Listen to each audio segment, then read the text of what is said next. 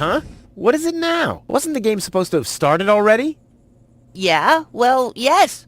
But the junk press broke down, and we thought we'd use the time for a little tutorial. Who thought that? I don't need no stinking tutorials. So how are you going to fix the junk press? Just watch me and learn. Maybe you want to listen to what I have to say first? But you don't have anything to say. Oh, come on. It won't be long. We'll see about that.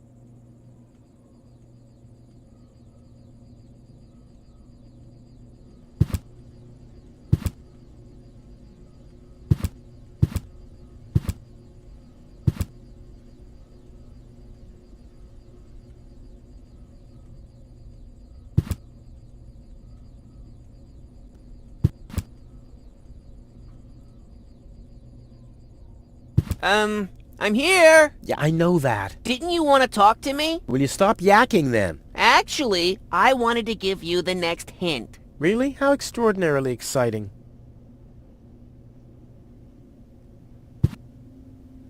But Rufus, we'll get to that later. Well, I'm always a step ahead of you. Up here, Rufus, up here. Yes, I know.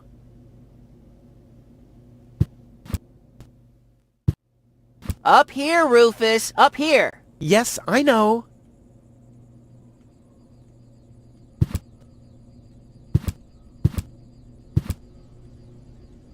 Smarty pants, just tell me what's wrong with the junk press. And stop wiggling your feet. It's pressing only very gently now and doesn't really squish sufficiently. Hey, every idiot can see that. Well, why don't you present the tutorial then? Okay, piece of cake. But first, I'll explain,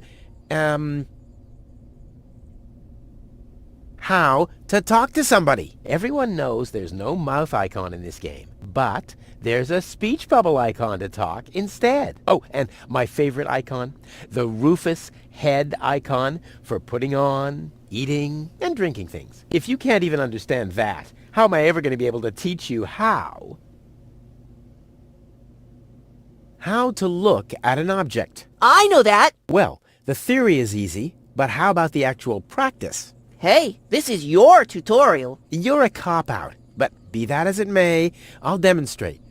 Do you see that little thingy on the floor over there? I will now use the tongue icon. The eye icon.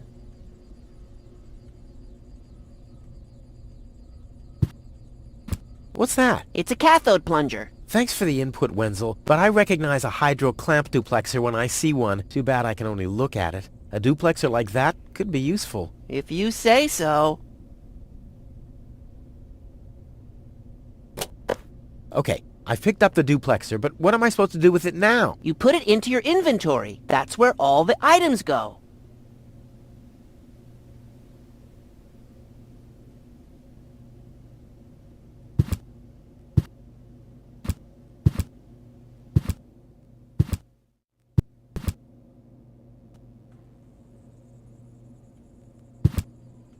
I believe this belongs somewhere else. I can see that. Besides, it's still broken. Still being the operative word.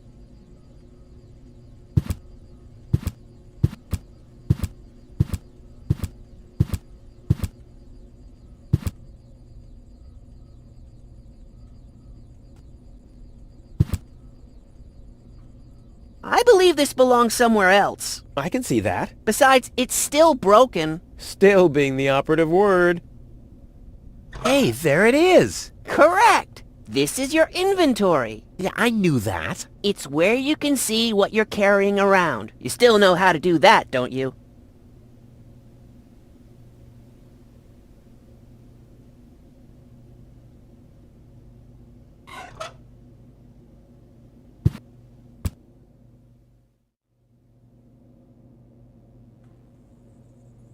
what am I supposed to do with this? It looks like a broken spare part. Well, then watch me.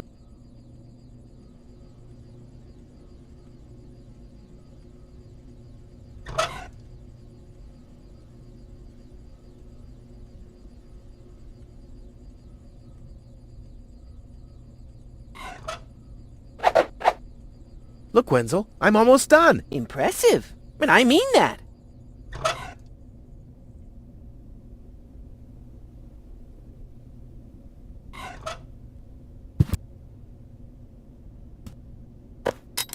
Huh, it fits. Now you have to, Hey, you don't have to spoon feed me. I'll manage the rest. if you say so.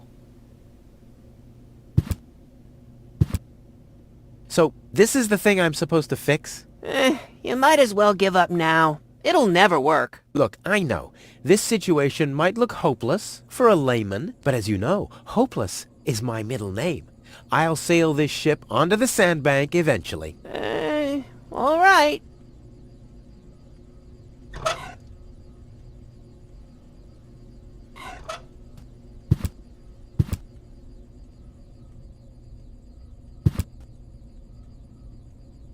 So, this is the thing I'm supposed to fix? You might as well give up now. It'll never work. Look, I know, this situation might look hopeless for a layman, but as you know, hopeless is my middle name. I'll sail this ship onto the sandbank eventually. All right.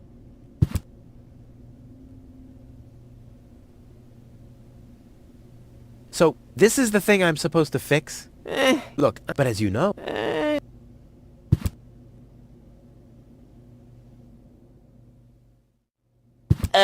Rufus, there's one more thing. I told you I'd manage without your help. Now, all I have to do is press this button here, and right away...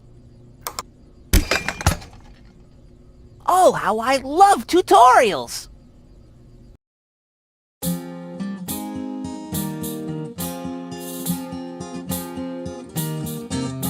It's kind of pathetic, you get all erratic about dirty dishes congesting the sink. I'm tired of your bothers, remember our fathers that dwelled in a world filled with rubbish and stink. But when all hope was lost, someone raised from the dust. He was handsome and cunning, his haircut had style, courage was shining in his eyes as he said, screw you guys, mind your own business, I'm off now, goodbye. Huzzah, he's off now, goodbye.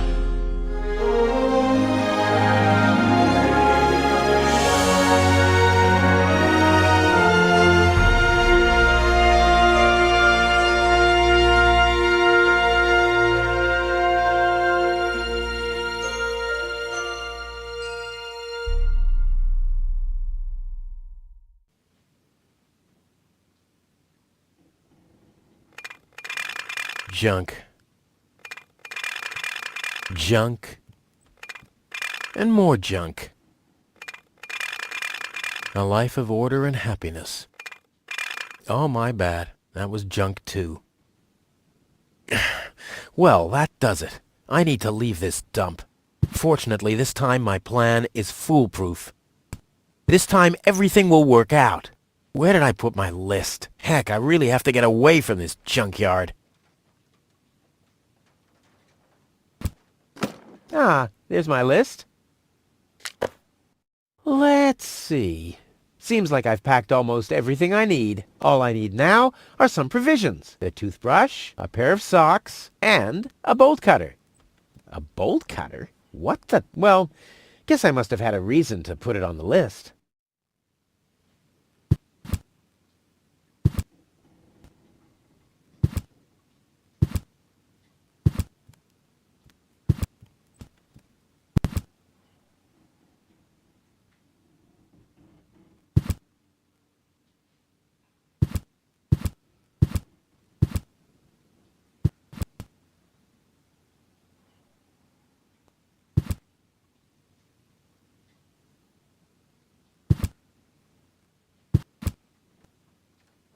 I can sleep when I'm dead, or if I survive and get confined to bed with broken legs. I can sleep when I'm dead, or... That's not on my list, and rightfully so. I won't have a use for this junk once I'm in Elysium.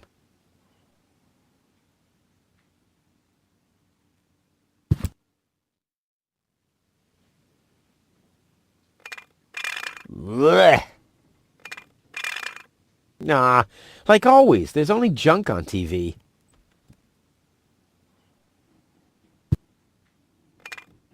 Blech. Nah, like always.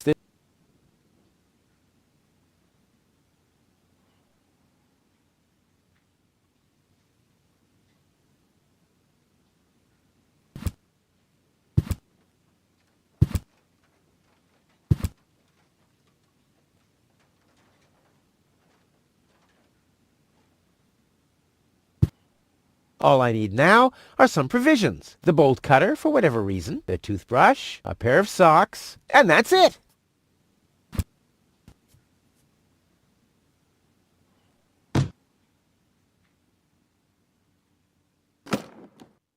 Let's see.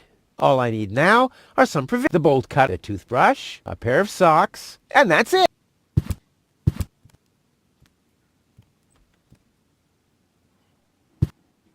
This wasn't part of the original plan, but one has to improvise sometimes. Huh, my old escape plans. Some of them weren't half bad.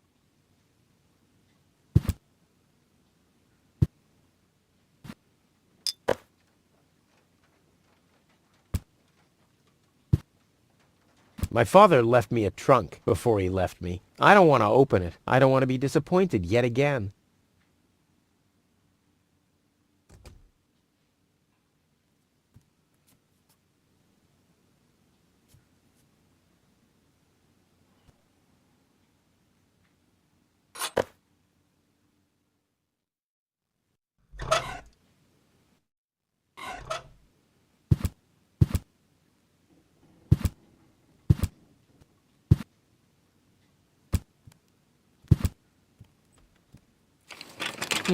Locked. Tony must have the key.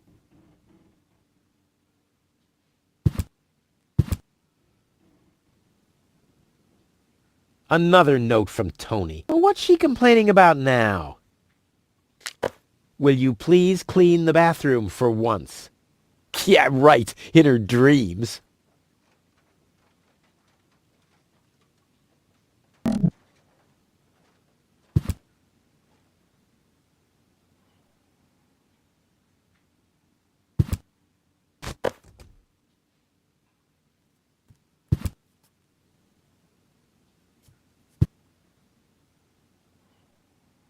Tony says it's my turn to clean the bathroom. Now that's just unfair. It's never her turn. I've been waiting for weeks, and it's never her turn.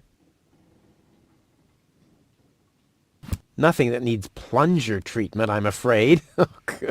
Yeah, too bad. Wielding the plunger is my favorite pastime.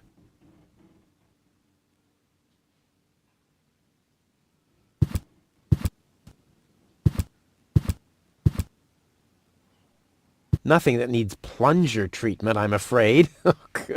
Yeah, too bad. Wielding the plunger is my favorite pastime.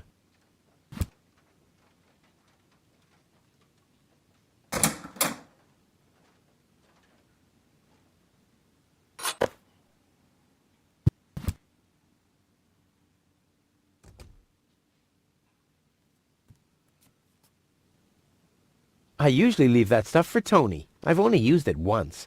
But all my clothes got discolored, and the shed burned down.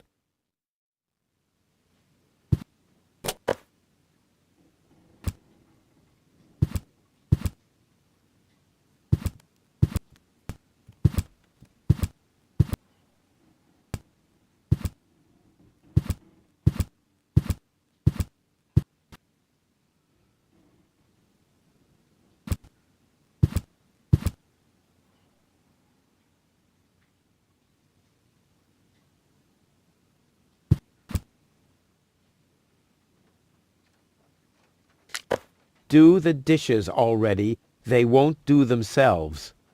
Oh, yeah? Well, I'll take that chance.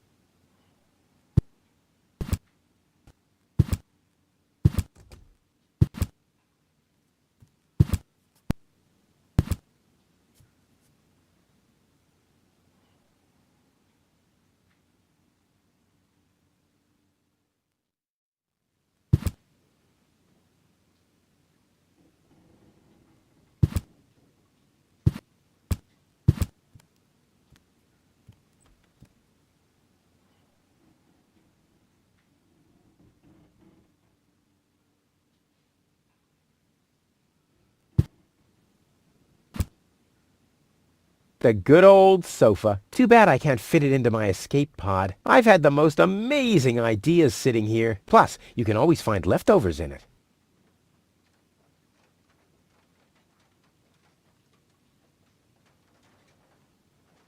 The good old sofa. Too bad I can't fit it into my escape pod. I've had the most amazing ideas sitting here. Plus, you can always find leftovers in it. Another note from Tony.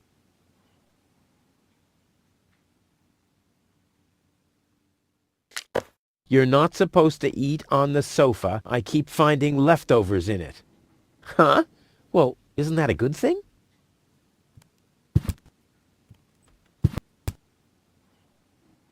The good old sofa. Too bad I've had the most. Plus, you... Seems there are still some wasabi peas in there. But without something to put them into, I'm not collecting them.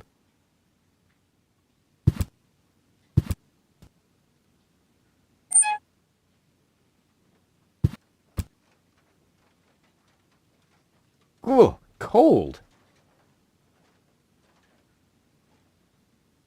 If Tony didn't spend so much time nagging, she could make more money to feed me.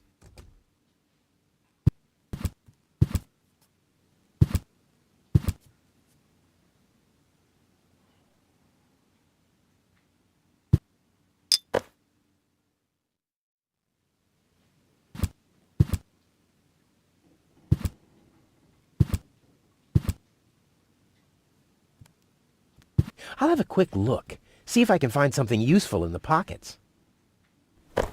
Hey, there really was something in there. A sock! Cool! Well, I think that's all. Should be enough.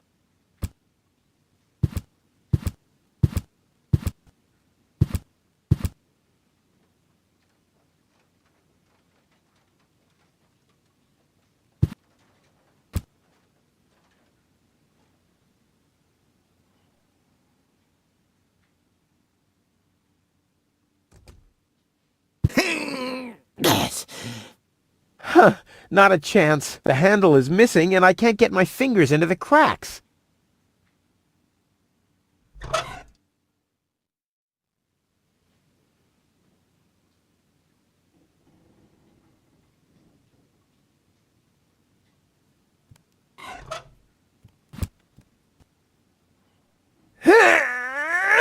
Huh, not a chance.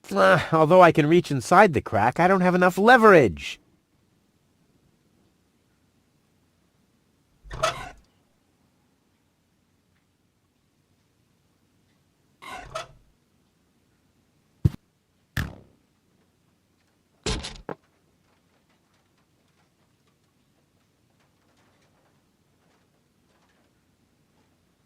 The mouse skedaddled long ago, which doesn't mean that its plan was better than mine.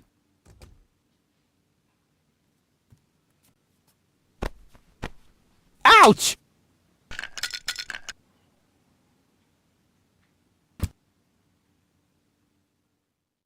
There's nothing left to catch here. The mouse skedaddled long ago, which doesn't mean that its plan was better than mine.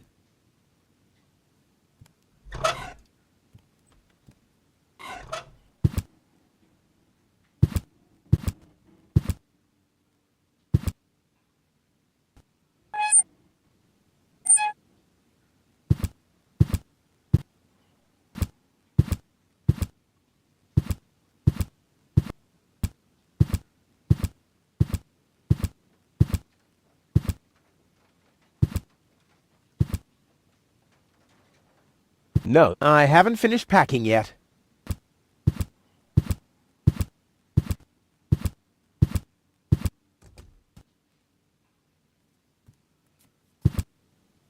This is Tony's room, the lion's den, or more aptly, the dragon's lair.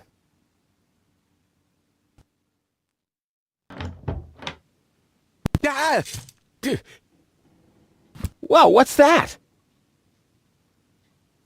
A guillotine so I won't enter her room? Whoa, that girl has issues. I honestly wonder why we were ever together at all.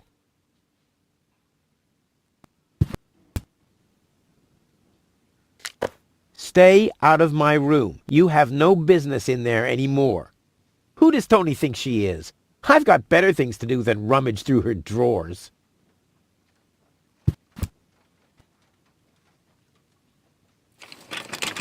Locked. Tony must have the key.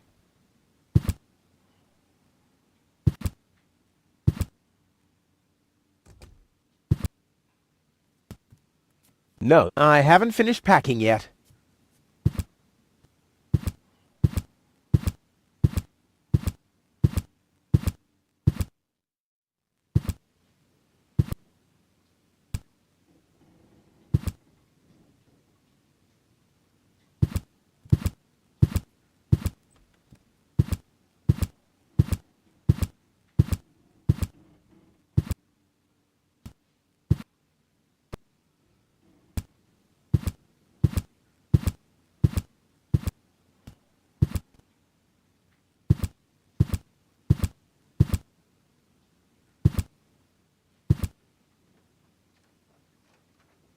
My father left me a trunk before he left me. I don't want to open it. I don't want to be disappointed yet again.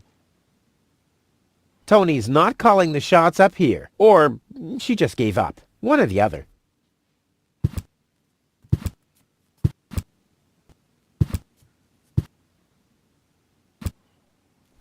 What's this? A sock? That explains why I've had such cheesy dreams.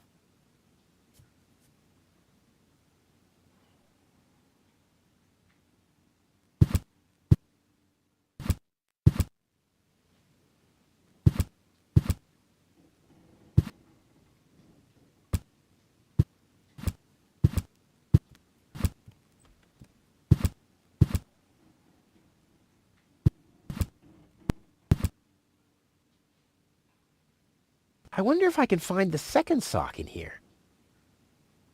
Ooh, cold.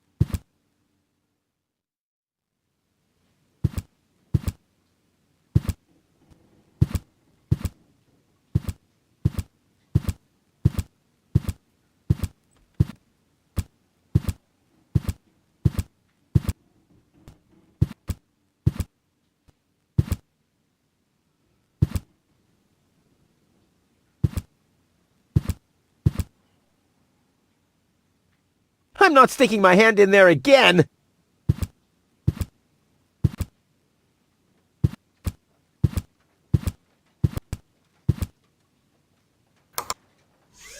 Blech. What gnat's piss? Ugh.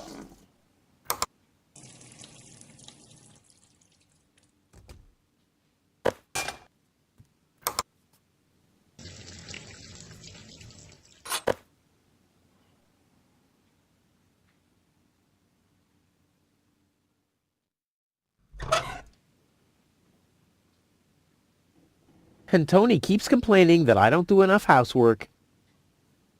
At least I already got one sock, but I need a pair. I don't want to show up in Elysium dressed like an idiot.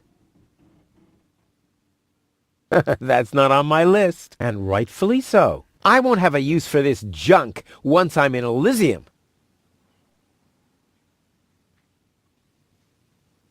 At least I already got one sock, but I need a pair. I don't want to show up in Elysium dressed like an idiot. At least I already got one, but I need a... I don't want to... Well, those are 2 socks, all right, but I need a pair. I don't want to show up in Elysium dressed like an idiot.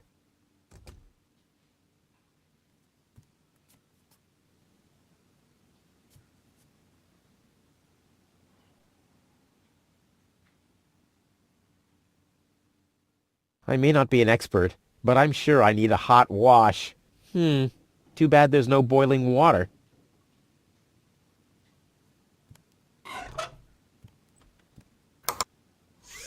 Blech. What gnat's piss? Ugh.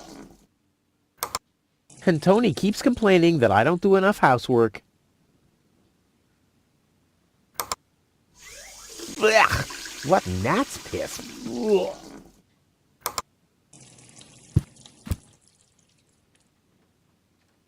I don't see why I, of all people, should do the dishes. I mean, Tony has much more experience with it.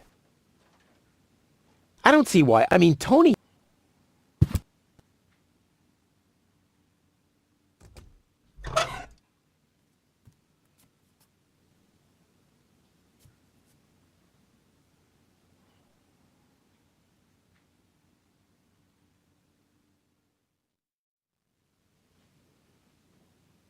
I may not be an expert, but I'm sure I need a hot wash. Too bad there's no boiling water.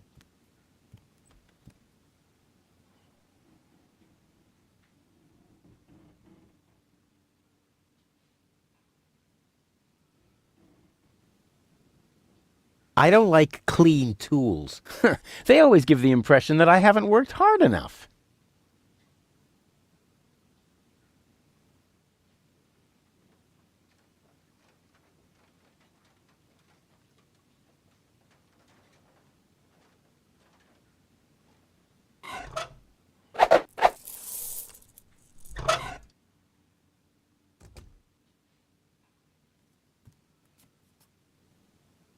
I may not be an expert, but I'm sure I need a hot wash.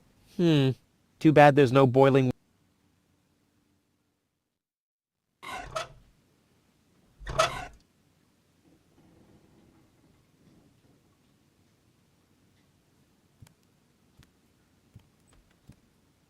I don't like clean tools.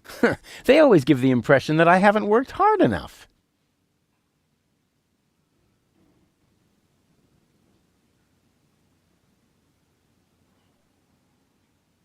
Adding oil to the flames is not part of my escape plan, but it's an integral part of Plan B. This could be useful.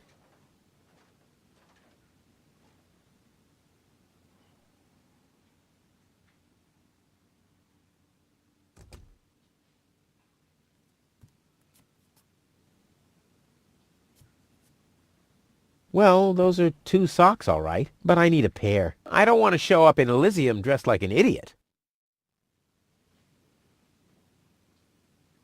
I may not be an expert, but I'm sure I need a hot wash. Too bad there's no boiling water. It already has plenty of burn marks. Damn fireflies.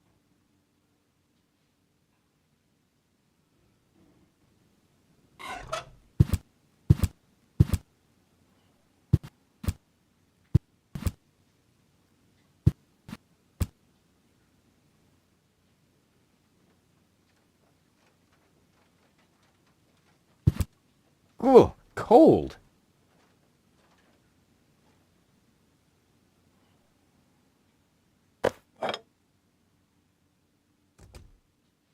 I wonder if I can find the second sock in here.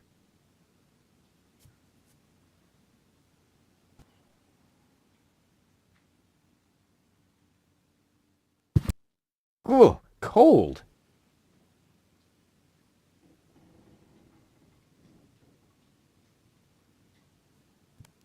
I wonder if I can find the second sock in here.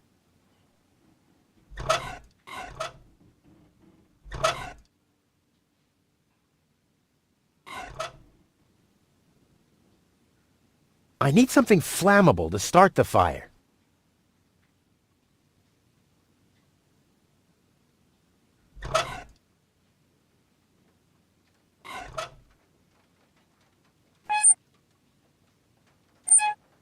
Burn the note.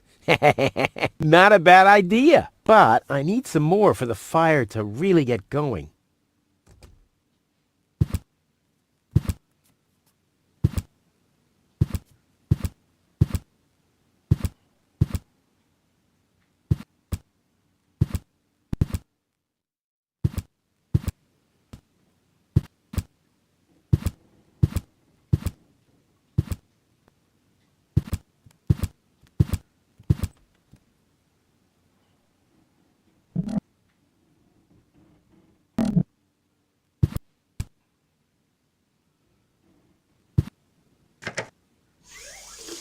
Ugh, what gnat's piss. Ugh.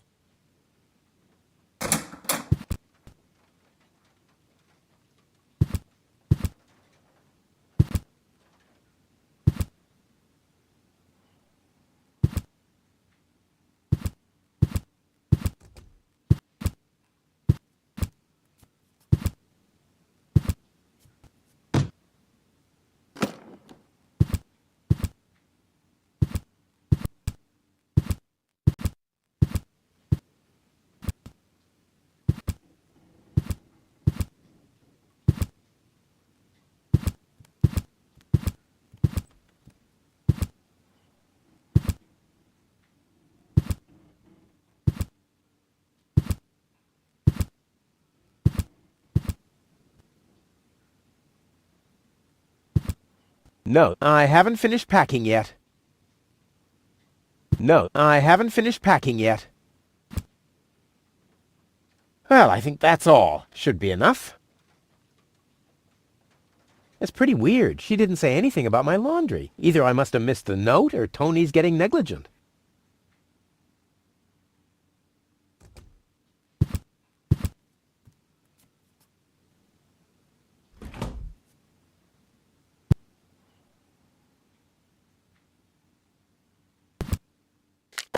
You scoffed all the food yet again, and I keep finding your crap in the fridge. What the hell's wrong with you? Huh? I don't understand the question.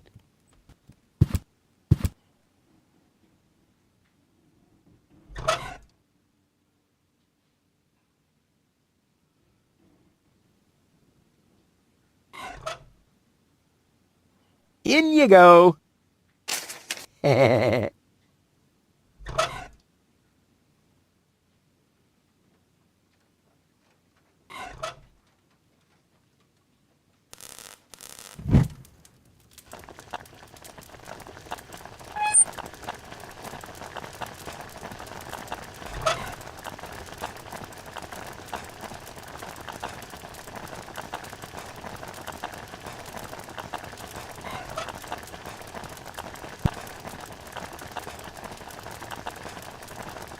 I may not be an expert, but I'm sure I need a hot wash.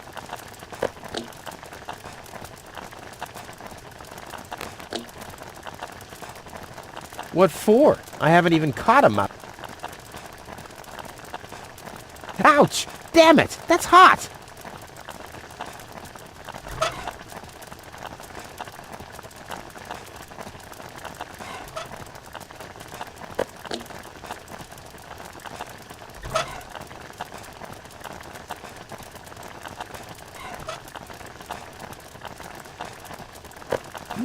Whoa, look at that.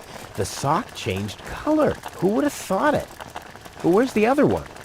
Clear case of subtractive color mixing.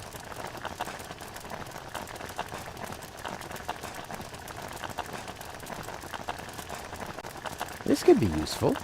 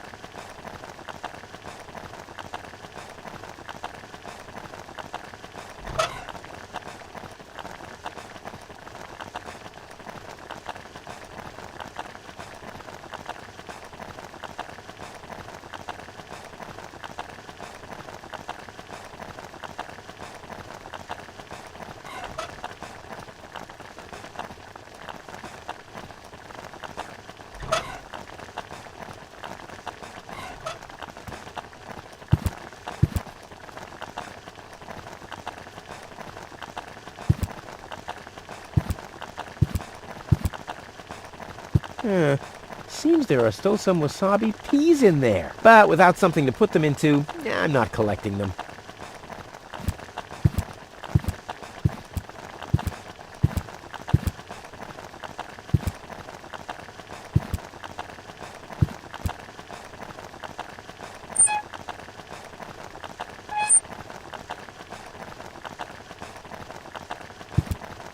Ouch! Damn it! That's hot!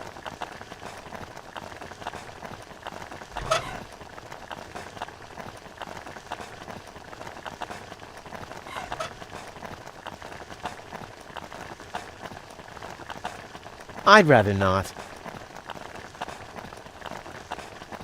No way! It was hard enough to find 2 matching socks in the first place.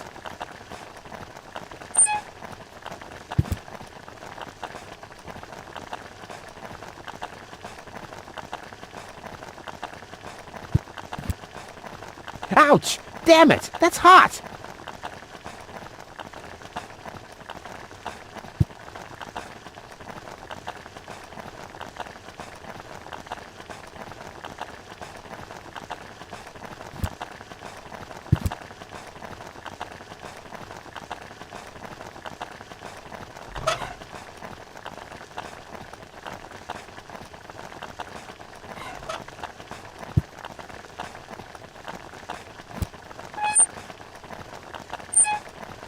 Adding oil to the flames is not part of my escape plan, but it's an integral part of Plan B.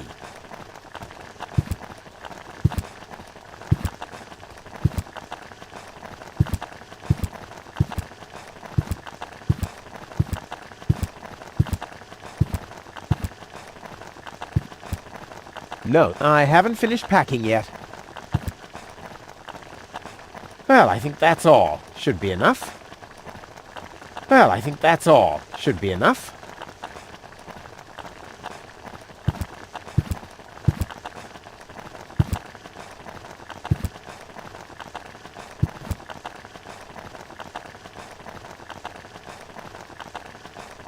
And Tony keeps complaining that I don't do enough housework.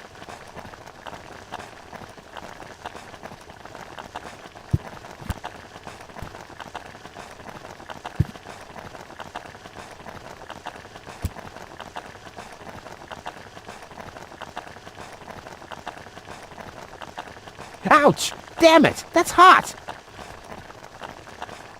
I wonder if it's still hot. Ouch! Damn it!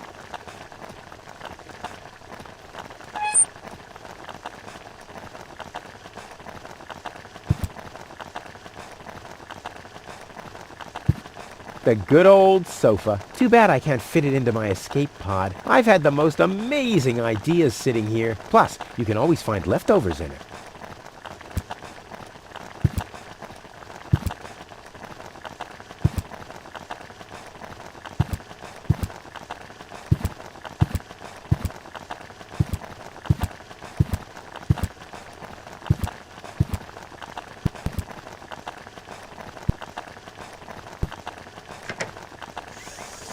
Blech! What gnat's piss? Ugh.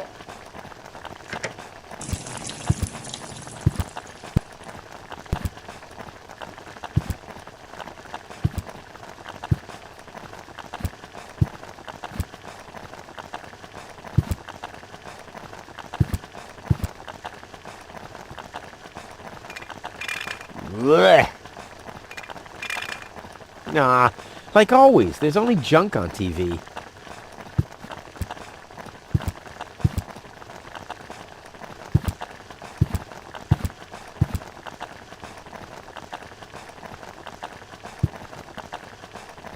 My father left me a trunk before he left me. I don't want to open it. I don't want to be disappointed yet again.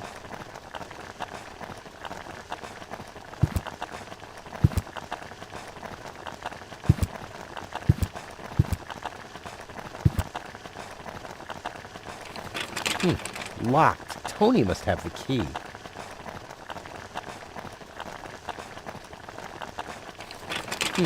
Locked. Tony must have the key.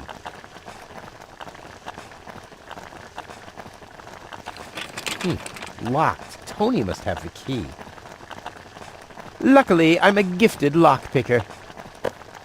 Damn, that would have been a piece of cake with the right tool.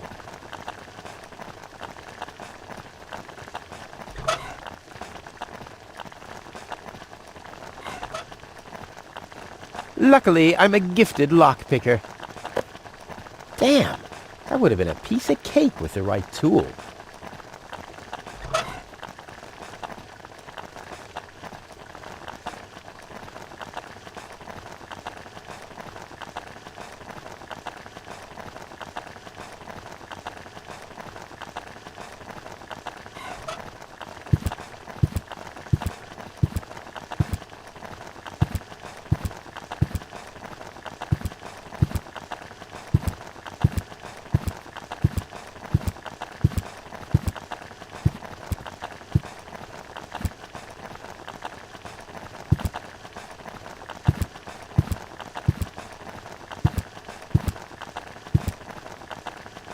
A bolt cutter is a pretty useless gadget if you think about it.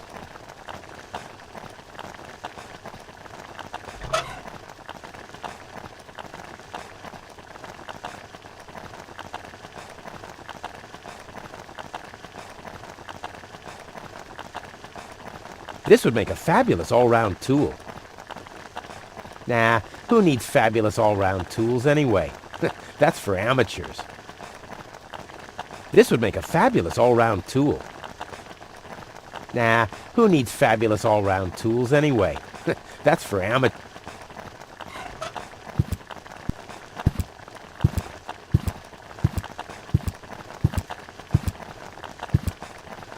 Luckily, I'm a gifted lockpicker. Damn, that would have been a piece of cake with the right tool.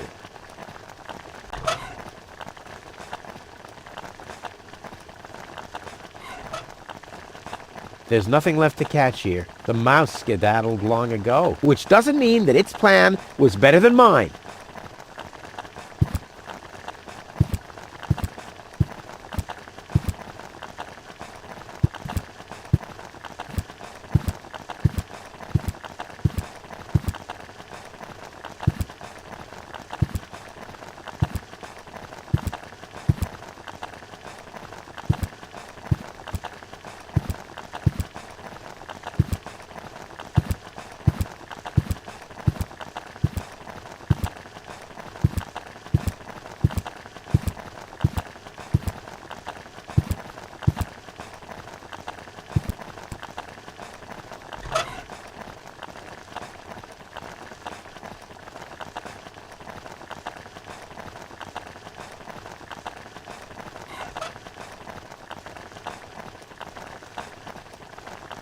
What? I just laundered them! I'd rather not. No way! It was hard enough to find 2 matching socks in the first place.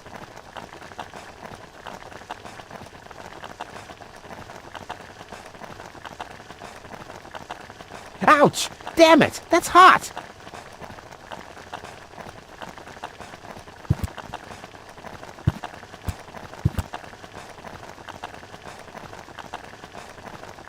I wonder if it's still hot. Ouch! Damn it!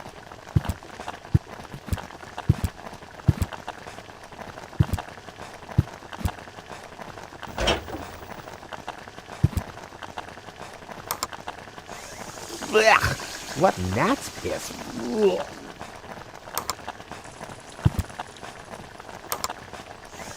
Blech. What gnat's piss. Ugh.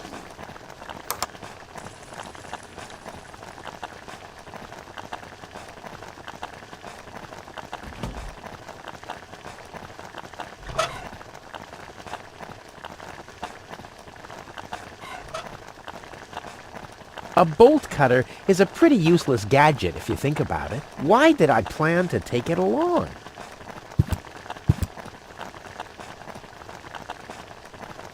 I can't do that to the mouse. That'd be animal cruelty.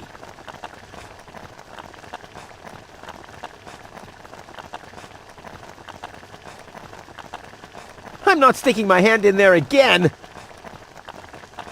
There's nothing left to catch here. The mouse skedaddled long ago, which doesn't mean that its plan was better than mine.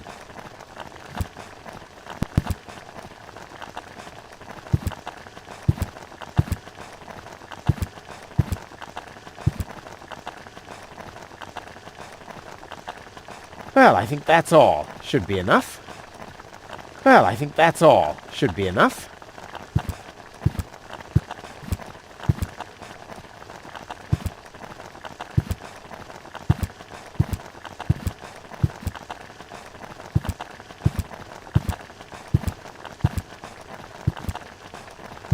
No, I haven't finished packing yet.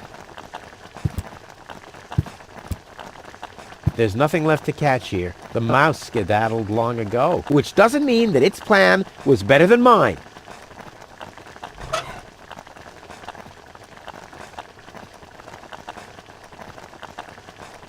This would make a fabulous all-round tool.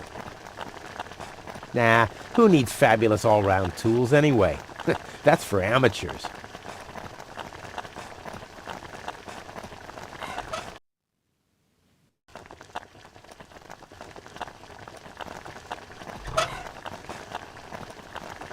The oil is rancid, but I could use it for hair wax. The best thing about it is the can.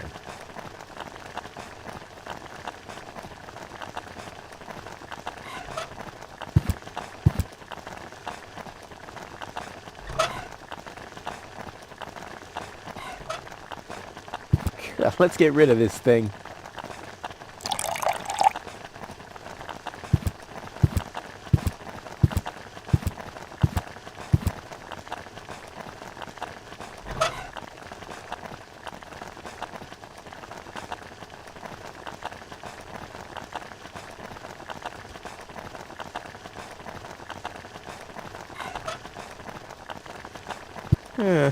Seems there are still some wasabi peas in there. But without something to put them into, I'm not collecting them.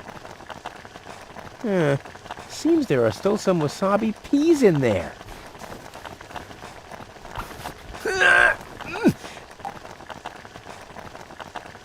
I guess these will make good provisions for the journey.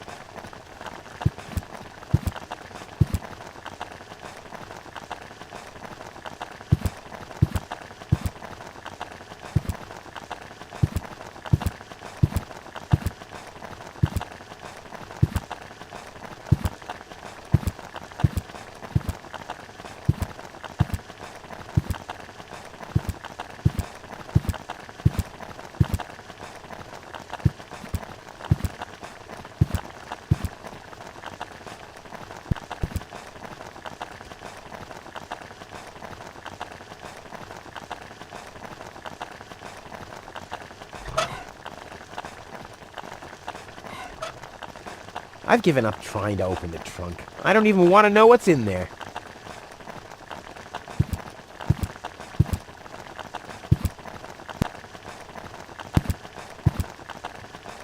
That won't enhance the view one bit.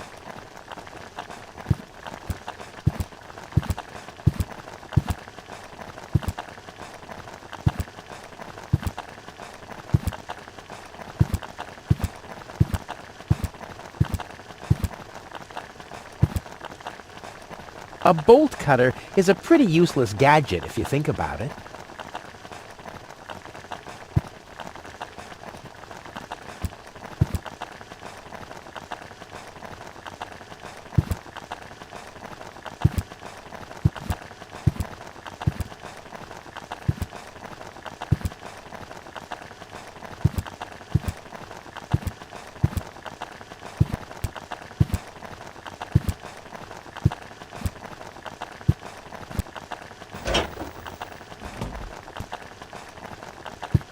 A bolt cutter is a pretty... Why did I... A bolt cutter is a...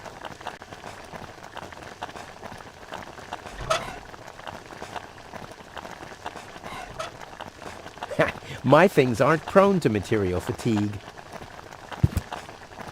It's already lit.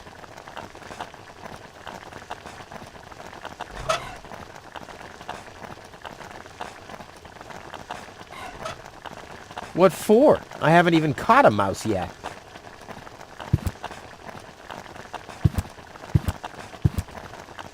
I'm not sticking my hand in there again!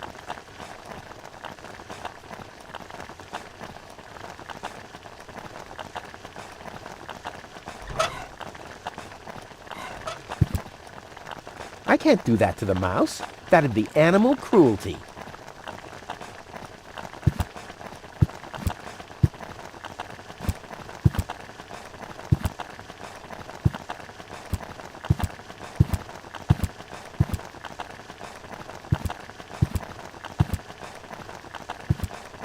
No, I haven't finished packing yet.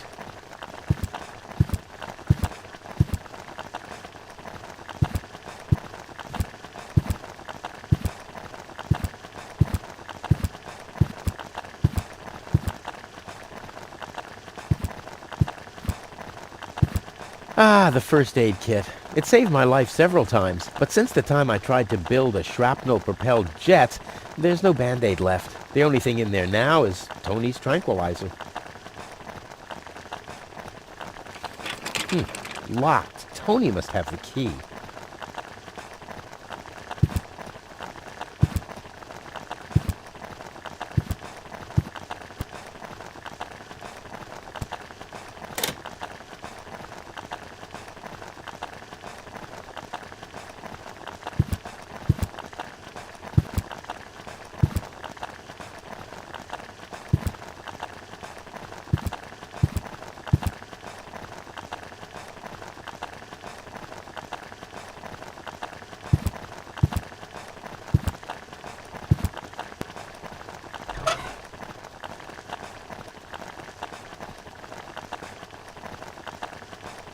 This would make a fabulous all-round tool.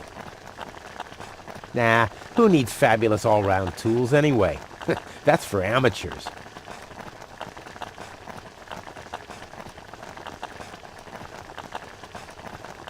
I should use my provisions wisely. It'll be a long journey.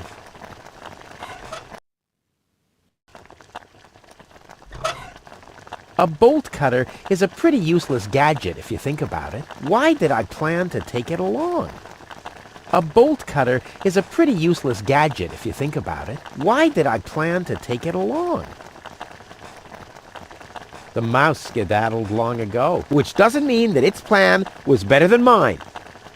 This could be useful. This could be useful. Socks? Check.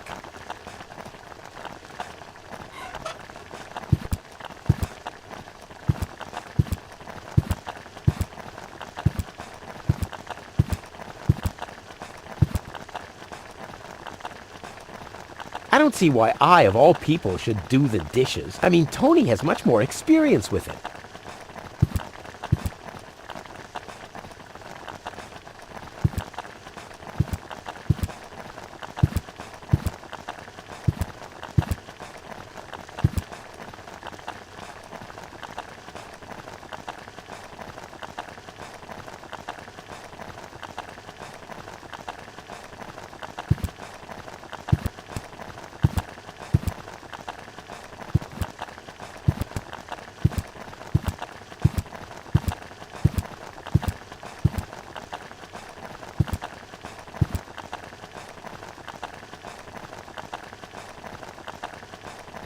Whoa! What the toothbrush bailed out on me. Guess I should have kept it in a more germ-free environment.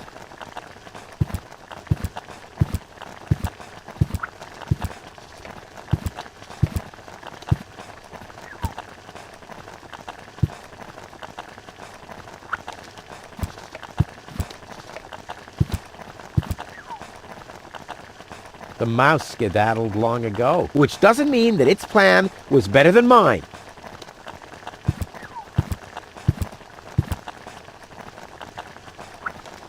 Nah, I don't think this will work without the right bait.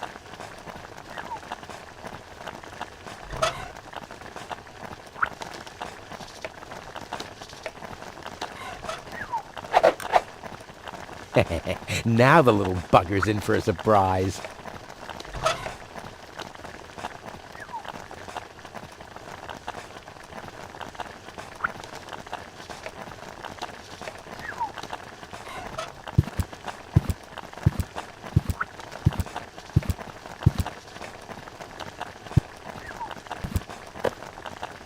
Come on, Brushy, Brushy, Brushy. Come to Papa. Ha! Gotcha! Ha! Gotcha! I'll make you suffer the next time I brush my teeth.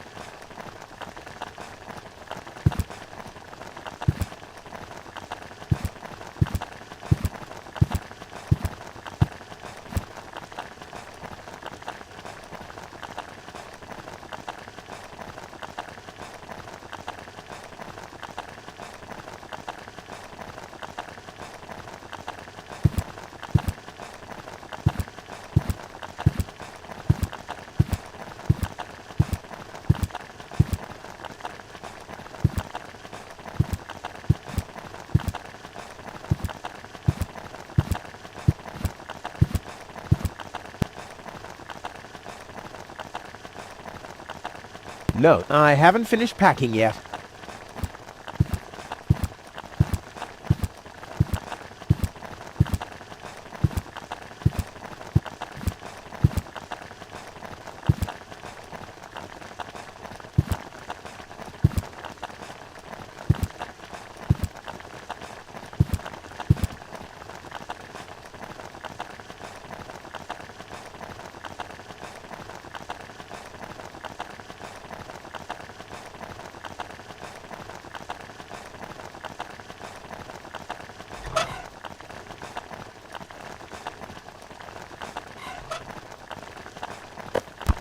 Toothbrush. Check.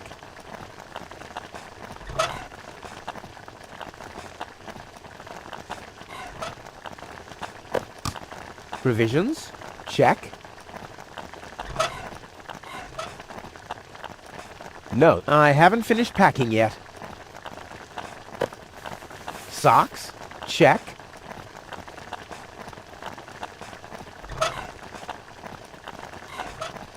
A bolt cutter is a pretty useless gadget if you think about it. Why did I plan to take it along? Bolt cutter, for whatever reason. Check.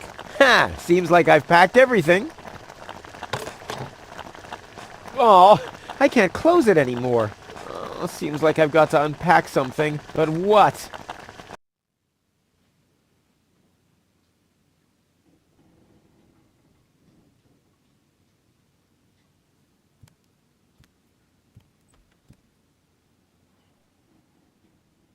I'll never be able to close the suitcase with a monster like that in there. I mean, I won't need a bolt cutter where I'm going. I wonder why it was on the list in the first place.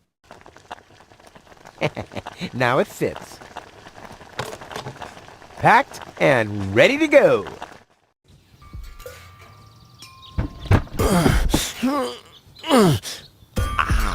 I think I just strained something. Hey, Rufus, you should save your energy for the unavoidable drop into the abyss. Yeah, thanks, Wenzel. You can save your sarcasm for someone less well-prepared than me. This time, I took everything into account. It'll be a stroll in the park. Ah, that's what you said last time. It took us days to remove the cactus spikes from your butt, remember? That's all toxic runoff under the bridge. This time everything will work out. And when finally an Elysian orbit pixie massages my back, I'll ask her to pause for a minute so I can laugh about you. Whatever. But say, can I have your stuff when you're gone? Yeah, sure, help yourself. As if anything on this dump is valuable. It's time for me to leave all this behind. Great. I hope you remembered to calibrate the harpoon. I'll do that later, after I've stored everything in the pod. Well, then hurry up. Well, you know that the Organon are always on time.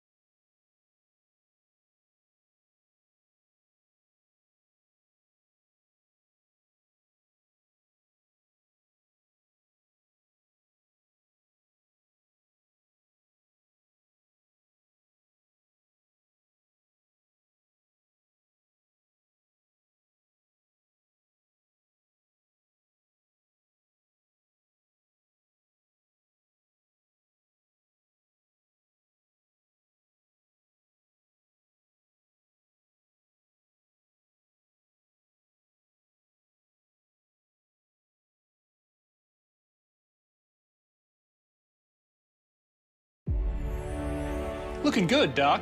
Right back at you, Doc! Dr. Weird! We are the Multiversal Council of Weird, and we need your help. Where did you get your hair cut? It looks...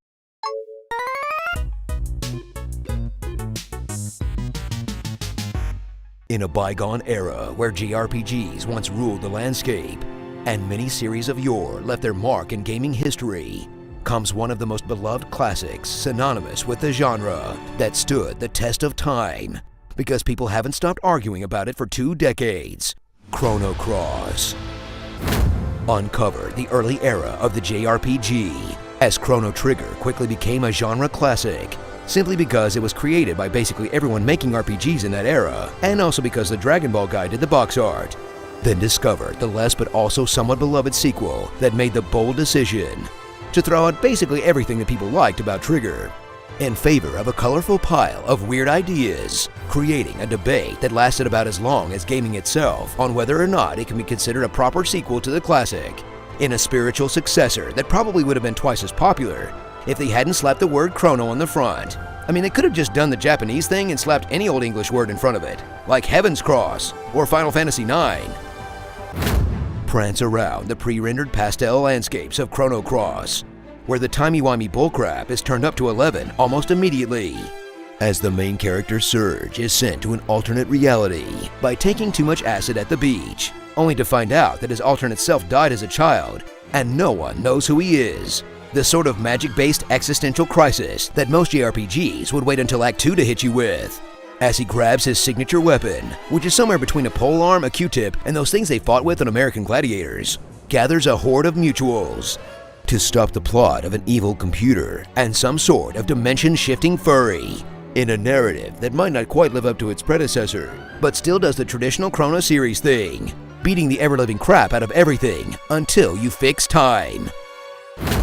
Explore the many pre-rendered wonderlands of Chrono Cross as you pick through fuzzy backdrops to find treats like you're playing I Spy, switching between mirror dimensions to open up pathways or advance the extremely JRPG plot, and more importantly, look for more guys with character portraits, because 90% of the time, you'll be able to recruit them, filling your roster with friends, hardened warriors, dogs, animated voodoo dolls, pop stars, and a clown skeleton, through quests that range from world-spanning searches and elaborate puzzles to quests that are just talk to this guy, as you spend countless hours on optional side missions to swell your ranks and lose your already tenuous grasp on the ridiculous dimension-shifting storyline, then bin almost all of them like ugly Pokemon, because collecting them is way more interesting than actually using them. Experience the many strange choices of Chrono Cross's combat, where they junk the snappy active time battle of Trigger for a strange system where you do combos with different attack speeds that determine how much time you give the enemies to attack, but that also charge up your elements, plus magic spells and abilities you socket into a grid to do the real face melting, that in turn affect the elemental status of the battlefield. Look, none of that really matters. The combat is easy enough to just mash the attack buttons until a late game boss. Then you're screwed. So sharpen your battle toothpick and strap on those nostalgia goggles for a trip down memory lane for an extremely dedicated fan base that will still be the same JRPG you played 20 years ago, for better or worse. Let's be real, everything with the music has aged about as well as Square investing in NFTs. Starring Blue Eyes White Guy. That Bratstall has a knife. Cat in the Hat. Put some damn pants on. Died from too much Clussy. Voodoo Vince. Cooler when he was a frog. What if Robo was anime? And like every antagonist in the game, I'm Chrono Triggered. Look, I know that they might be overdoing it with 40 plus characters, but it really doesn't get better than a mushroom man named Fun Guy. You can't find that with a reasonably sized cast.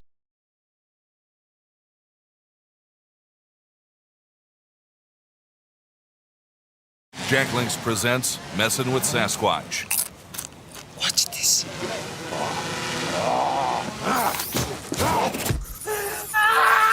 Don't mess with other snacks. Choose Jack Links jerky made with 100% beef.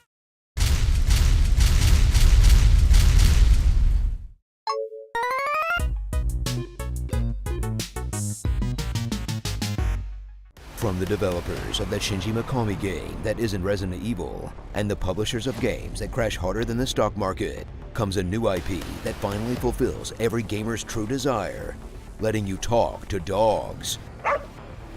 Oh yeah, and there's like magic or whatever too. Ghostwire Tokyo. Enter the neon spectacle of Ghostwire, a brand new title that initially stunned audiences with its bold visuals and intriguing atmosphere, but kind of got overshadowed by their creative director that instantly became a meme, only to release to mixed reception for feeling underbaked, but also because it's extremely unapologetically Japanese, but like Ghost Umbrella Japanese, not Body Pillow Japanese. Unless you got a thing for really toothy ladies. No judgment. Inhabit the body of Akito, a character so generic that his hands leave more of an impression than he does, as a supernatural event raptures everyone in the city, releasing ghouls from the depths of the underworld, and Akito must team up with a gruff boomer ghost cop who half possesses him to stop a maniacal masked mall goth.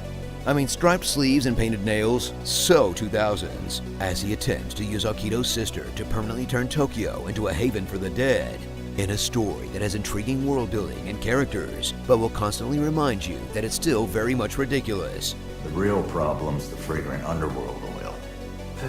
What? You know where this game really shines? Its exploration of Japanese folklore and urban myth.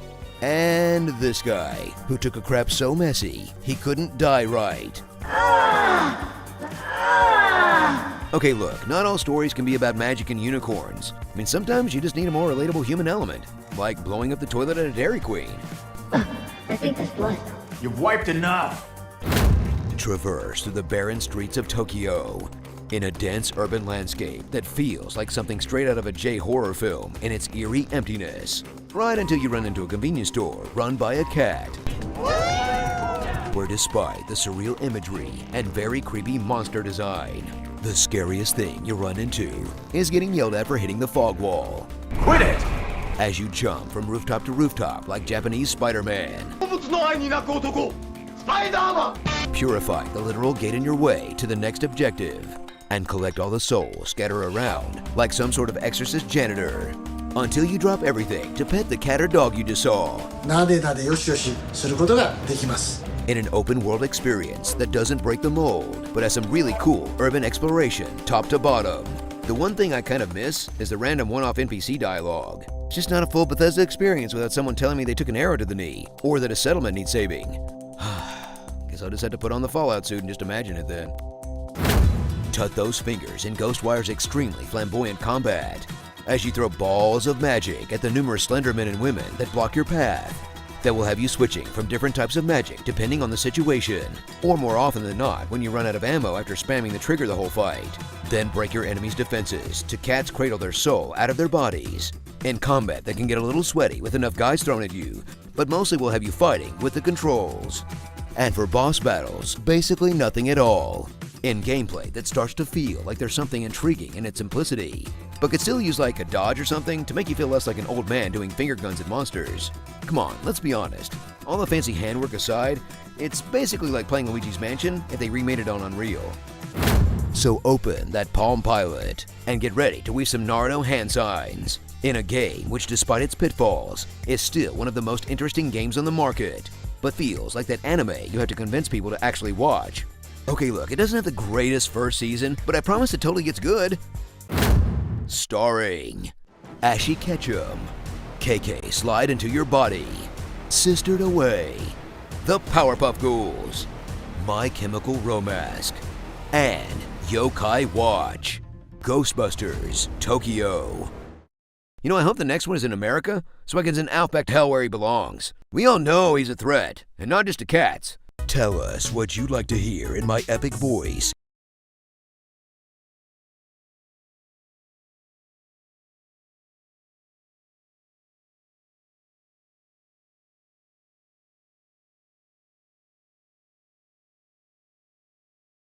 In the comments below.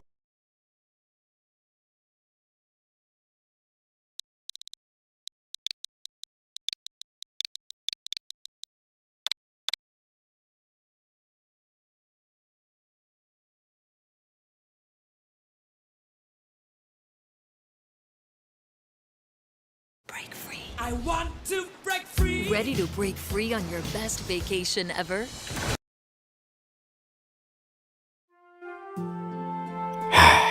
The Costa Concordia, ship of dreams. It's been 8 years. I can still smell the buffets from their 5 restaurants. The casino and 3-story theater had hardly been used. The gym, the day spa, the sheets in her 1,500 luxurious cabins hadn't even been slept in. Costa Concordia cost $570 million to build. And you could tell. You could really tell.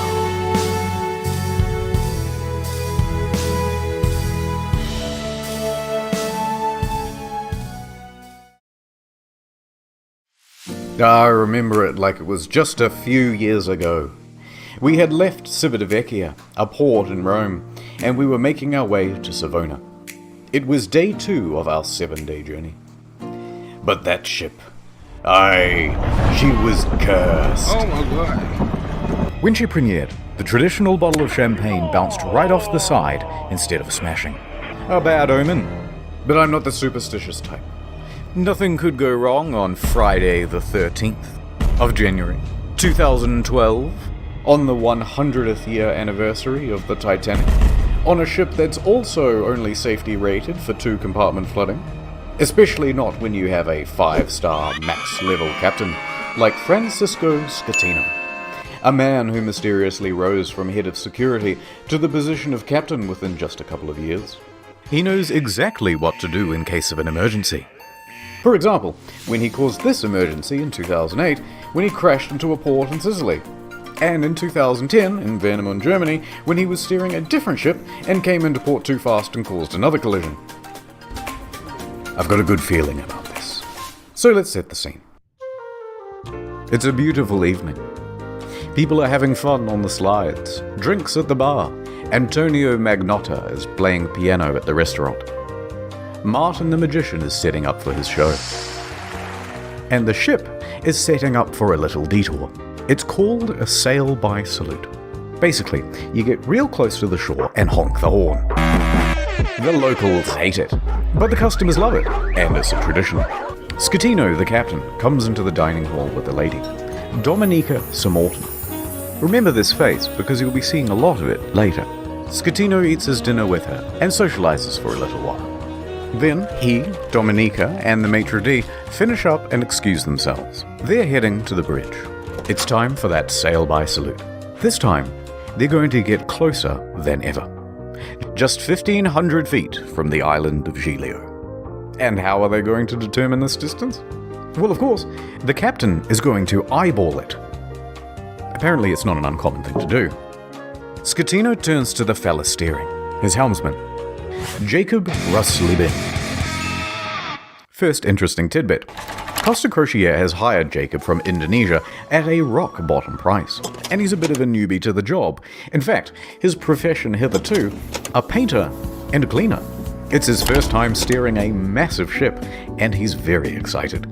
At least, we think he is. It's hard to tell because he doesn't speak English or Italian very well at all. Off to a good start. The second-in-command orders the helmsman to 290. Now, don't be confused by these numbers, they're just the degrees on a compass. At the same time, the captain whips out his cell phone and calls former captain Mario Palombo, who lives on the island. They chat about the safe distance to Giglio's shores. It's all very casual. Anyway, Mario says that the safe distance is between 0.3 and 0.4 miles from shore. The captain is going all in. This is not his first sail-by salute, so he's confident in what he's doing. We're going closer than we've ever been before. The captain's eyeballing it again. New heading of 300, he tells the helmsman. Downstairs, Martin is about to cut his assistant in half. And of course, that means that there's already a lady inside this box. She's waiting for the cue, and then she'll poke her legs out. The captain is giving more orders. Pulling gently to 310. Increase speed to 16 knots. Going this fast is going to be a fatal error. But before we talk about that, let's talk about another big problem. Language barrier. Because at this point the captain says 325, but the helmsman relays 315. So the first officer intervenes and he goes, no, 335, which is also wrong. And then the captain clarifies, no, 325. The helmsman confirms 325. Their poor communication has them moving at a much wider angle than they think they are. However, the captain should and would know this, except for the next problem, complacency about procedure. The standard procedure of a ship this large is for the third officer to give exact positional coordinates every time the captain gives a new directional order. But they're not doing that. 330, he says. The helmsman relays 330. The ship reaches 16 knots. The captain then turns to the second officer and instructs him to go to the left wing. That's these things here, and they basically exist so you can get a better view over the whole vessel. A few seconds pass, and then the mood starts to turn.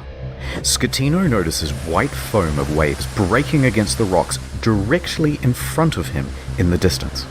The Costa Concordia, right now, is almost 700 meters closer to the rocks than it should be. Without deviation, there is going to be a direct collision. Oh, shit! Scatino immediately commands the ship to start turning away. 335. Not enough. The captain shouts, 340. The captain yells, 350. Now, remember how I said that accelerating to 16 knots was a fatal error? Well, that's because it's made this ship incapable of such a drastic turn. What they've got is understeer.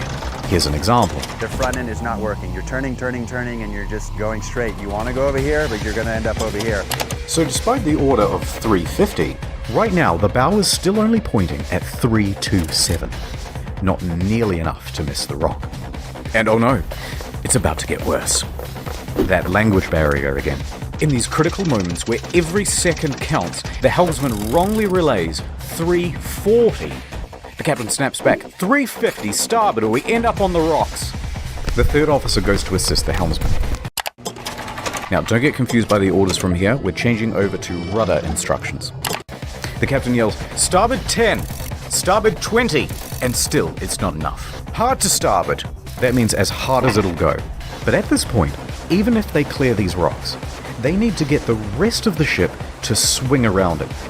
So the captain yells, midship, which centers the rudder. The bow is now less than 150 meters from Skull Rock. Port 10. But the helmsman only gets to port 5 before another order is given 2 seconds later. Port 20. They might just avoid disaster here, maybe. But then, oh no. One more time the helmsman cocks up at the worst possible moment. The helmsman goes to starboard instead of port, undoing the swing. 8 seconds later, he realizes the error and corrects, but it's too late. He has just turned a probable near miss into a sure hit. All they can do now is hold on as the bow of the ship narrowly passes by the rocks. Hard to port! The second officer yells, we're gonna hit! Collision.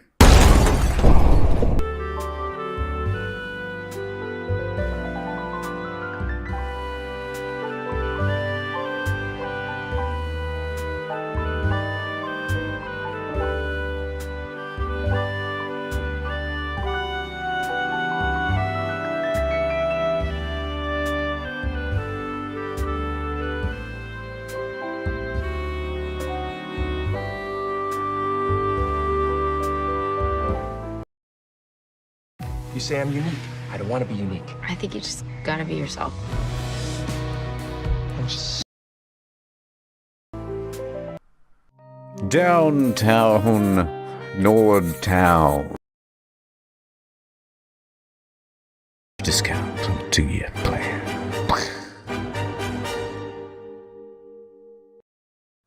Ad over. The ship hits rocks on the port side.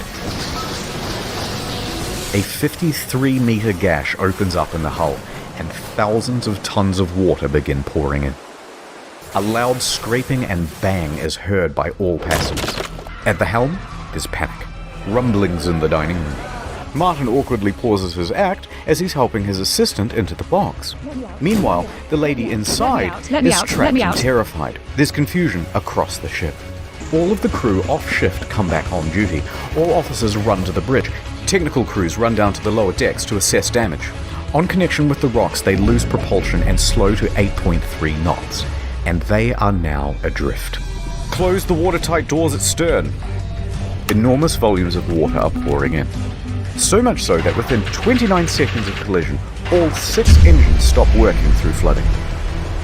22 seconds later, a blackout happens. Lights, electrics, the water pumps too, everything. The captain orders the helmsman hard starboard. This is the final position of the rudder before power to that, too, is lost. The Costa Concordia, now without power, is drifting starboard, plunged into absolute darkness. A quick breakdown of the flooding. When the Concordia struck land, it tore open 3 watertight compartments. At first, compartment 5, which filled very rapidly. then 6 more slowly, 4 shortly after, then 7, 8 and 3. Modern ships are built to withstand 2 compartment breaches. These compartments especially, though, are a problem, because they contain the engines and the electrics. These main generators give power to the whole ship.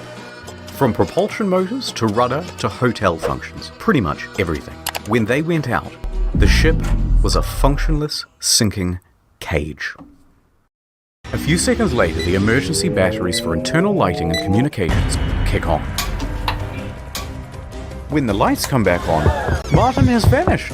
He's ditched the stage. And it caused a huge panic in the theatre, as passengers are trying to flee to their cabins and to muster stations. People already in their cabins come out and start putting on life vests. Staff rally and try to calm everyone down. Everything is fine. There's no need for vests. Please return to your cabins. The emergency generator starts. All of the watertight doors close except for door 12, which is jammed. The captain calls Pilon, the chief engineer, as the ship begins to list on the port side. There's water coming in? Yes, there's water. But where? The engine room. But a lot of water? Yes! There's water, you can't go down. Let's go down the other side. In a moment we'll start the pumps, I'll let you know. In the theatre, the whole magic box apparatus slides right off the stage and falls into the crowd, further increasing panic. On the bridge, an announcement is being prepared. They are going to lie to prevent a panic. Let's just say we have a blackout. The deputy chief engineer enters the engine control room. He confirms to the bridge that at least compartments 5, 6, and 7 are flooded. Announcements are made.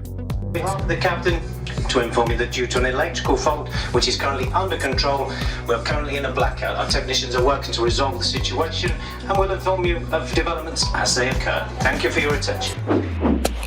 Coincidentally, at the same time in the restaurant, they're playing My Heart Will Go On, and it's very much not helping the situation. The captain calls the Costa Crisis Unit, Roberto Ferrarini. He tells the crisis unit that they've hit a rock, that they're assessing damages, and that they are also in a blackout. The crisis office says to reverse the ship up onto shore. Well, how are you going to do that? You don't have power to the rudder, let alone the engine.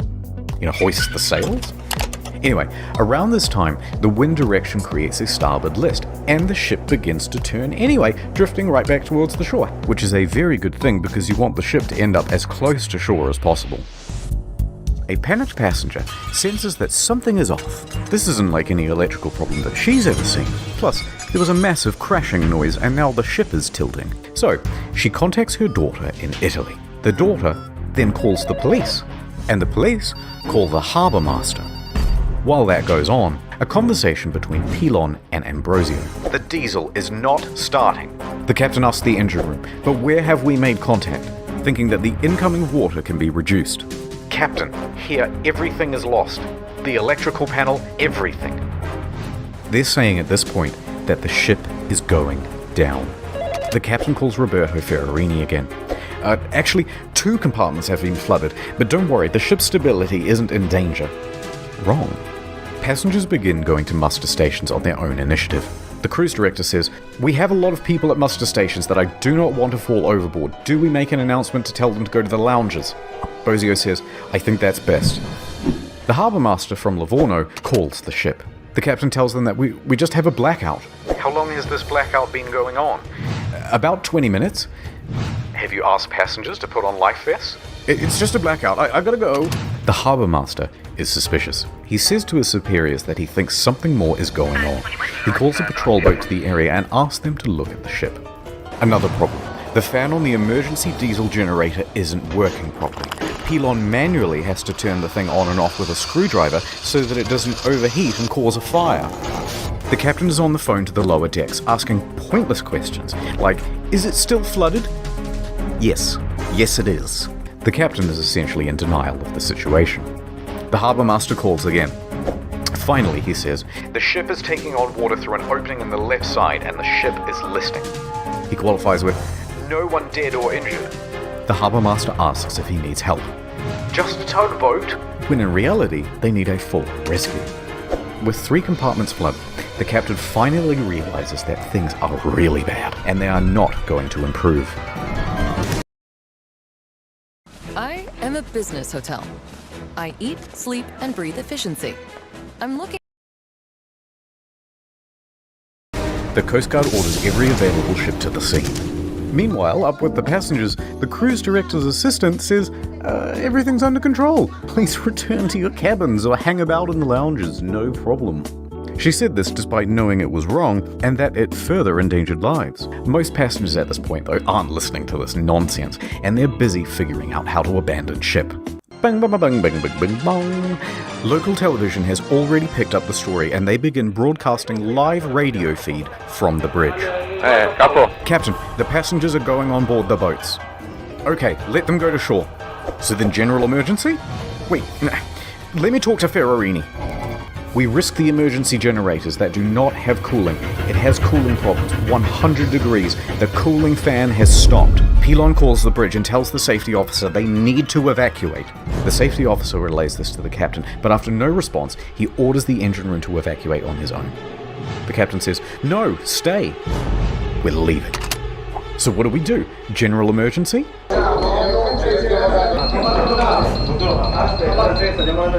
The captain tells Ferrarini that he's abandoning ship. Abandon ship! Another announcement is made. Ladies and gentlemen, your attention please. The situation is under control. Please remain calm. But at this time, proceed to your muster station. They're located outside on deck 4. The Livorno Coast Guard calls again. The captain declares distress. The Coast Guard officially calls for rescue operations. They contact Pietro Mille, the helicopter base commander, who then calls in every available pilot as he rushes down to the helicopter base. Pilon shuts down the emergency generator for the final time. The first rescue vessel arrives. By this point, the lifeboats are already going. Luckily, the ship is very close to shore.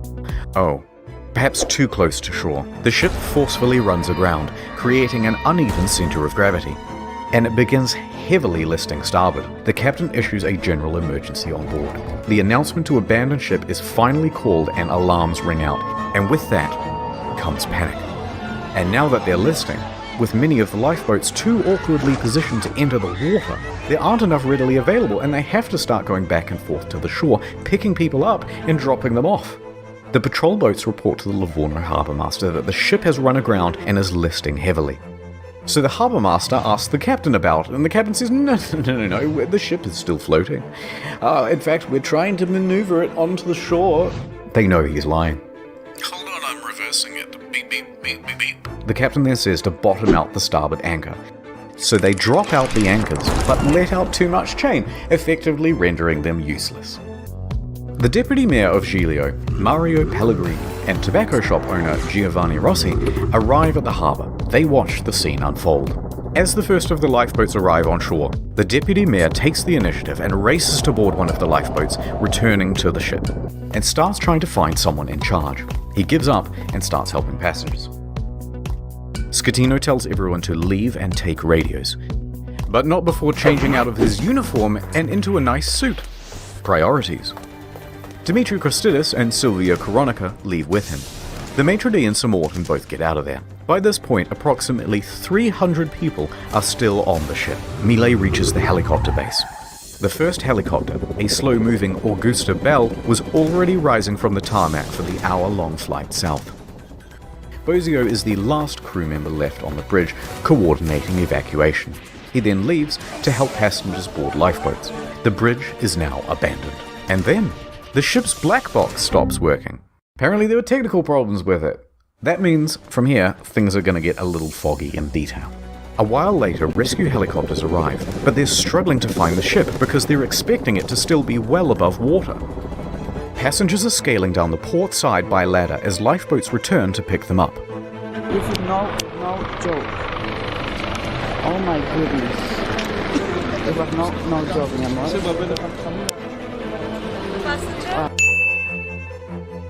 Yes.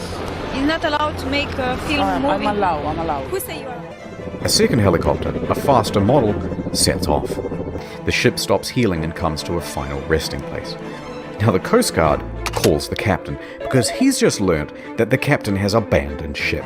The captain claims, no, actually I slipped and I fell into one of the lifeboats. I'm a klutz. But now that I'm on board, I may as well head back to shore. DeFalco tells the captain to get the fuck back on board. And the captain kind of acts confused and then effectively refuses. So the captain makes it to shore. From here, we only have mainstream news reports to rely on, so it's not going to be super accurate. But they say that Giglio's police chief then finds 110 survivors on the rocks at Point Gabbianara, and among them is the captain. It's not known whether the captain helped anyone while he was there, and in fact, the police chief claimed that he just sat on the rocks and watched other people do the rescuing. A while later, a rescue boat picks up the captain and takes him to the harbour. He speaks to the police. He then finds the ship's onboard chaplain, Father Rafael Molina, and cries to him for about 15 minutes. Then he goes to the harbour master's office to receive probably the biggest dressing down of his entire life. Port authorities ask the taxi driver to take the captain back to his hotel. The captain takes the 30-second cab ride to the Bahamas hotel. According to the cabbie, he was beaten like a dog. He was cold and afraid. He only asked me where he could buy a pair of fresh socks. But then he perked right up again and gave an interview to a news crew. He told them that he was the last to leave. The captain is usually the last to abandon ship. What happened, Captain? We were the last to leave the ship. All day Saturday, rescuers search for people on the ship. On Sunday morning, a South Korean couple is found in their cabin, safe but shivering. They had slept through the crash and woke up unable to exit their cabin. The last survivor, Manrico Giampandroni, was found with a broken leg. He was the cabin's service director. In the end, 32 people died. The final body wasn't discovered until nearly 3 years later, a crew member, Russell Rebello, and it's believed that he died a hero helping passengers off the ship. The Costa Concordia was the largest cruise ship disaster since the Titanic. And then there's the ship. This is what happens to a 110,000-ton cruise liner when it's left half rolled over in the ocean.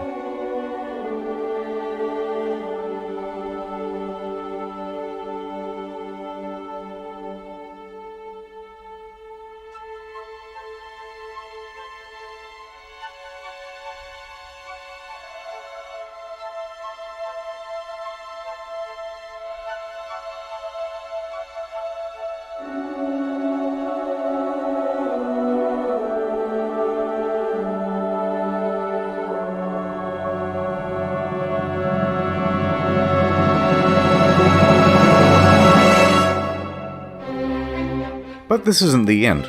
It's just the halfway point.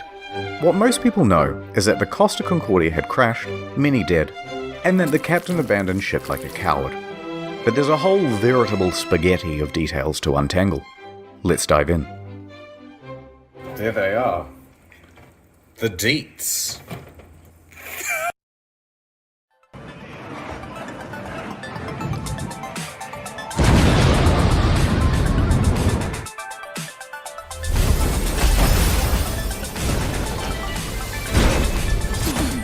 Box time. The Costa Concordia was more than just a floating resort. There's a mall, a casino, cha-ching, cha-ching. This iron chest was full of safes and cash registers and expensive fittings. And there were plenty of gamers prepared to sneak by authorities and try their luck in the hot zone. Within days, police divers reported that valuable items, once seen lying around the ship, were now missing. High-end liquor, expensive furniture, dining sets, cash from the casino, cash registers, jewelry and display cabinets, safes, Japanese woodblock prints by famous 18th century artists, as well as the iconic bell, which hung from the bridge of the ship. It was never found. Who steals a big fuck-off bell?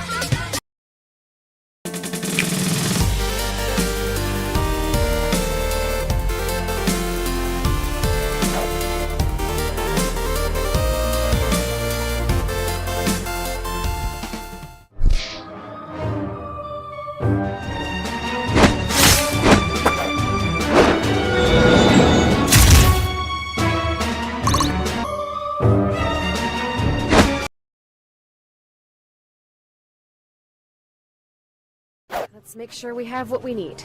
We've got our team, Barkley, Slayer, Gale, Iggy, and the sled is all ready to go. We've packed the bare essentials to get us started, but we're gonna have to live off the land once we get to our cabin, so we might as well start training for that now too, right? 2 pieces of raw meat. You pups can handle the uncooked raw and cold food. The kind we'll also find on the trail, but I'm gonna have to cook that up. Hypothermia is not something I'm really looking to try. We'll be able to set up camp once we get properly out on the trail. I scrounged up this old gun and a couple of bullets, just in case, so we'll make do with what we have. We can use them to hunt or keep them around in case we need to protect ourselves. It is the wilderness, after all. You know, bears, moose, wolves. For the area to be colonized is vast, and the development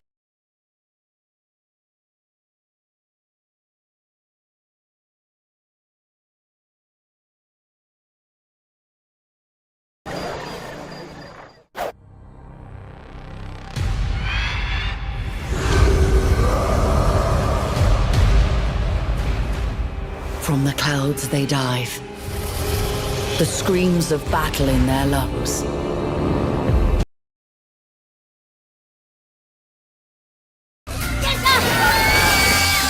Visit 40 unique fishing locations around the world.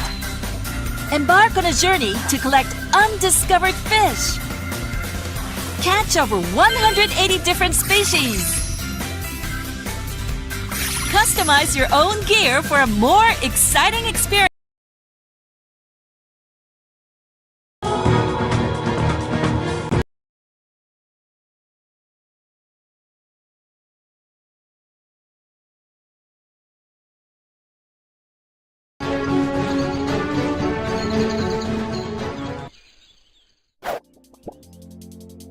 Your attention, please. We are now boarding the Limitless Line at the Sunset Station.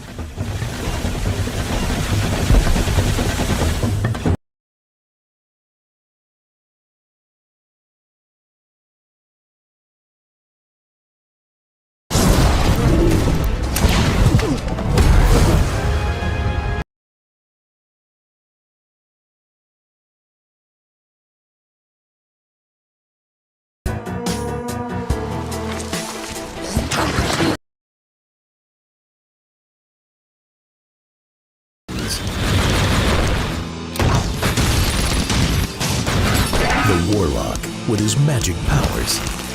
Yeah. And powerful